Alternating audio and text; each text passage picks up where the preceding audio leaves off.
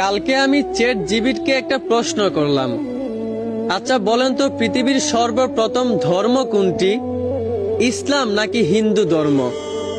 Chat GPT তখন অনেক গবেষণা করে আমাকে উত্তরে জানালো পৃথিবীর সর্বপ্রথম ধর্ম নাকি হিন্দু ধর্ম। এইটা শুনে চ্যাট জিপিটিকে আমি আবারও একটা প্রশ্ন করলাম।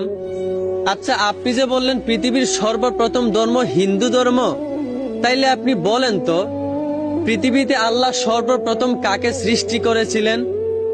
চ্যাট জিপিটি তখন উত্তরে বলল, পৃথিবীতে সর্বপ্রথম আল্লাহ আদম নবীকে সৃষ্টি করেন এবং তিনিই ছিলেন পৃথিবীর বুকে সর্বপ্রথম মানুষ এবং সর্বপ্রথম নবী। তখন আমি চ্যাট জিপিটিকে আবারও একটা প্রশ্ন করলাম।